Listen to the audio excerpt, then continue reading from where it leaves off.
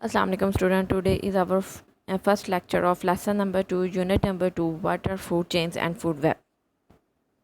Student, please open page number 20, mention day and date here. Firstly, we will start with the energy pyramids. In an ecosystem, energy from the sun to the producer, herbivore, carnivore and decomposer. However, most of the energy within an ecosystem that is consumed does not reach the next organism. An energy pyramid is a diagram that shows the amount of the energy that flows from the producer to a consumer.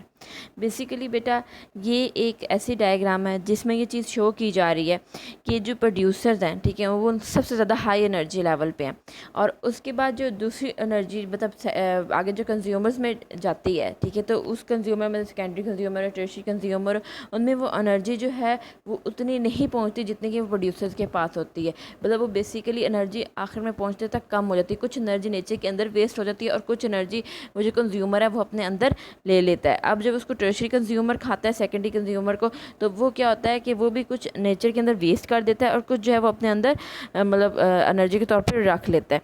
इस तरह जो है basically ये एक energy diagram है. अगर आप इसको देखें तो जिस एक पिरामिड की शेप होती है उसी में होता है, ठीक है. जो इसका सबसे नीचे से प्रोड्यूसर है उसमें वो मतलब सबसे ज़्यादा होता है और उसके बाद जो उसके ऊपर जो है ये नैरो होने लग जाता है अपर लेवल के ऊपर. अपर लेवल के ऊपर नैरो होने का मतलब ये है कि यहाँ पर एनर्जी जो है वो कम है एज़ कम्पेयर टू जो है वो लोअर लेवल के. And the base of the energy pyramid is the widest. This shows that the energy in the producer, ठीक है, मतलब वो वाइडेस्ट इसलिए कि वहाँ पे एनर्जी ज़्यादा है. Producer have the greater amount of the energy in an ecosystem. Notice that the pyramid become near at the upper level. This shows that the less energy flow upward from the lower level to the higher ones. ठीक है. अब इसमें बेटा consumer और producer दोनों आपको दिए हुए हैं. मतलब इनको जो है ये अपने क्वेश्चन नंबर 1 जो है ना, ये आपने इसके अकॉर्डिंग यहाँ पे इसके नेम्स जो है वो आपने मेंशन कर देना है, ठीक है. अब क्वेश्चन नंबर 2 क्या है, read and label each picture. अच्छा जी, now we will discuss food chain. अब फूड चेन क्या है बेटा, the energy stored by the producer can be transfer along a chain. A food chain shows the transfer of the energy from one organism to another by eating and being eaten. मतलब देखिए पहले तो देखिए सन है जो energy दे रहा है और वो एनर्जी ट्रैप कर रहे हैं प्लांट्स फोटोसिंथेसिस के थ्रू अपना फूड बना रहे हैं जो कि प्रोड्यूसर हैं. अब उन प्रोड्यूसर्स को आगे एक मतलब डिफरेंट टाइप ऑफ कंज्यूमर्स खा रहे हैं, ठीक है. मेरे को बताया कंज्यूमर में मतलब secondary consumer, tertiary consumer, primary consumer सब हो सकते हैं, ठीक है. सनलाइट इज़ एब्जॉर्ब मतलब फूड चेन इन सब कंज्यूमर्स को जो है वो अपने उसमें लाती है और मतलब बेसिकली ये चेन शो करती है कि इसने इसको खाया, इसने इसको खाया, इसने इसको खाया, ठीक है. और उसके बाद ये जो एरो है, ये एरो बेसिकली इस चीज़ को शो कर रहे होते हैं कि मतलब जैसा प्लांट है, ठीक है, उसको जो है वो किसने ईट किया है, ठीक है. और उसके बाद आगे से जैसे डियर है वो किससे मतलब ईटन हुआ है, मतलब उसको किसने खा लिया है, ठीक है. A food chain always begins with the energy from the sunlight. Producer are the next link in the food chain. Sunlight is absorbed by the green part of the plant and the process called the photosynthesis. Plant use carbon dioxide, water, sunlight to make the food. When the animals eat plants, both energy and matter are passed to the animals. The flow of the energy through the chain happens in one direction. In a diagram of the food chain, arrows shows the flow of the energy and arrows point from the eaten to eater. ठीक है. अच्छा जी, now look at question number 3. Look and number each picture to show the flow of the energy in the food chain. अब आपने इसमें जो भी 1 2 3 जैसा मैं सबसे पहले बता देती हूँ कि सन 1 है, ठीक है. अब उसके बाद नेक्स्ट 2 क्या होगा, थर्ड क्या होगा और 4th नंबर पे क्या होगा, इसको आपने खुद सिर्फ नंबरिंग कर देनी है. How does the energy flow in the food chain, discuss with the partner and right your answer. And the food chain begins with, ठीक है, इसको आपने इसी पैराग्राफ में से अंडरलाइन करके यहाँ पर इसको लिख लेना जो मैंने अभी रीड आउट किया. Read and fill in the blank with the words from the box. अब ये वर्ड दिए हुए इन ब्लैंक्स के अंदर आपने बहुत इजीली मतलब हो जाती है, जिनमें से उन्होंने एक तो आपको खुद ही जो है फिल करके दे दिया. In the forest a food chain must consist of the dash मतलब सन, ठीक है. अब आगे जो है आपने इसमें से देख लेना है कि इसमें बेस्ट ऑप्शन कौन सी आती है. आपका होमवर्क है ये जो पेज नंबर 21 है ये कंप्लीट आपका होमवर्क है, और पेज नंबर 20 में से क्वेश्चन नंबर 1 और 2 आपका कंप्लीट होमवर्क है। और प्लीज़ ये आपने दोनों पैराग्राफ्स जो बेटा इनको आप मतलब अंडरलाइन कर लीजिए, इससे आपके इंशाल्लाह एडिशनल क्वेश्चन भी बनेंगे, ठीक है। Now we will discuss food web. बेटा इसमें 6 में वो क्वेश्चन में कह रहे हैं read and circle true and false, ठीक है। अब हम फूड वेब पढ़ेंगे तो फिर अपने उसकी जो ट्रू फॉल्स है इसको अपने होमवर्क में करना होगा। An ecosystem has many food chains, the main food resource can be the part of more than one food chain.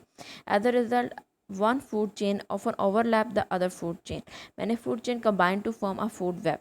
A food web is a system of overlapping food chain in which the flow of the energy branches out in many direction. Basically वो क्या कहते हैं कि मतलब जहाँ एक plant है, ज़रूरी नहीं कि उसको सिर्फ एक ही ऑर्गेनिज्म खाती हो, ठीक है, उसको और भी दूसरे बहुत सारे ऑर्गेनिजम्स खाती होंगी। अब जो सारी ऑर्गेनिज्म उसको खा रहे हैं, आगे से जो उनको मतलब कंज्यूमर खाते हैं, तो वो ज़रूरी नहीं है कि जैसे एक लाइन है तो वो सिर्फ डियर को ही खाएगा, ठीक है। इसी तरह मतलब वो डियर माउस को भी खा सकता है। अब उसी आगे अगर देखा जाए नेक्स्ट ब्रांच में, तो जो अब वो कह रहे हैं कि जो डियर है उसके लिए डियर माउस के लिए एक कंपटीशन है किसका, आउल का और माउंटेन लाइन का। मतलब इस तरह बहुत सारी चीज़ें जो हैं, बहुत सारी फ्रूट चेन जो है वो आपस में ओवरलैप कर रही हैं। अब अगर खुदा ना खास्ता एक ऑर्गेनिज्म कम हो जाए तो उसकी वजह से सारी फूड चेन्स जो हैं वो आपस में डिस्टर्ब होंगी। तो बेसिकली ये बहुत सारी फूड चेन जो इकट्ठी होती हैं इनको हम क्या कहते हैं, फूड वेब, ठीक है। Some predators eat more than one type of the prey. In a forest ecosystem, owl compete for the food with the mountain lions. Both population hunt the rabbit mice. All living things are connected in the same way. A change in one part of the food web can affect all the parts.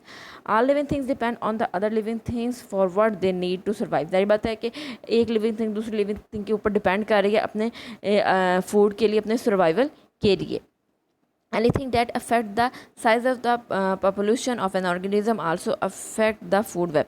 जाहिर बात है कि जो उसके size को affect करेगी population की, वो फूड वेब को भी ऑटोमेटिकली डिस्टर्ब करेगी, ठीक है।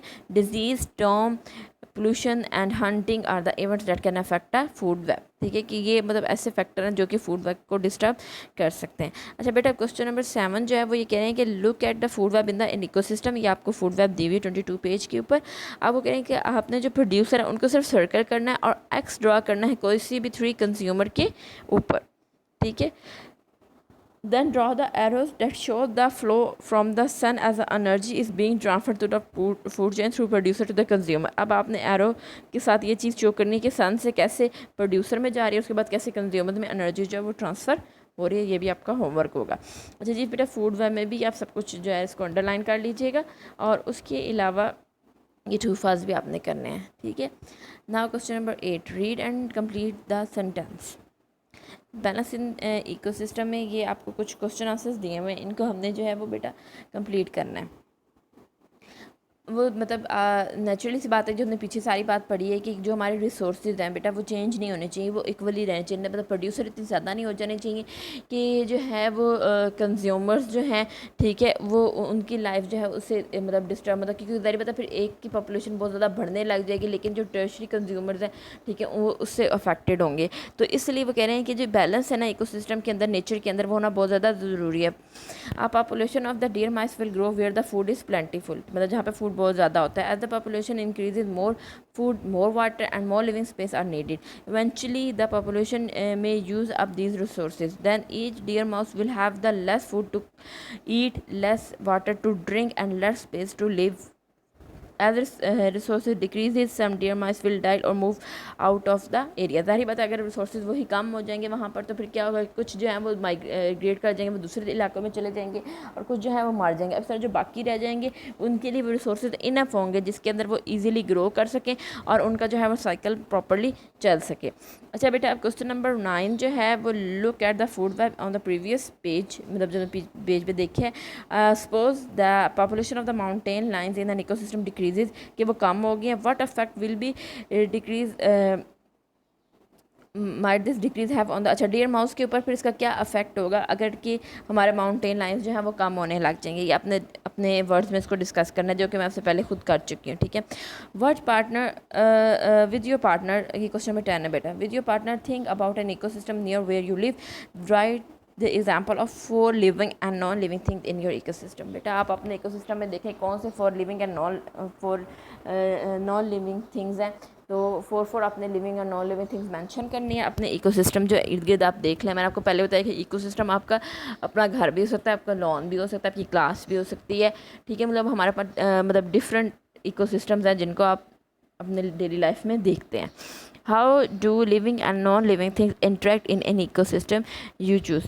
अच्छा जी, अब आपने जो इकोसिस्टम चूज़ किया उसमें वो कैसे एक दूसरे के साथ इंटरेक्ट कर रहे हैं, आपने उसकी डिस्कशन करनी है और उसके बारे में मतलब अपने कमेंट्स जो हैं वो राइट डाउन करने हैं, ठीक है स्टूडेंट। अब आप इसको जो है ये आपका होमवर्क होगा, इसको आपने ये सारे क्वेश्चंस जो है वो आपने होमवर्क में करने हैं। और आपने उसके अलावा फूड चेन, फूड वेब वाले जो भी चीज़ें मैंने आपको अंडरलाइन करवाई हैं वो सब आपने जो है मतलब वो पैराग्राफ्स जो अंडरलाइन करवाए हैं, ठीक है, एनर्जी पिरामिड के, वो सब आपने लर्न करना है।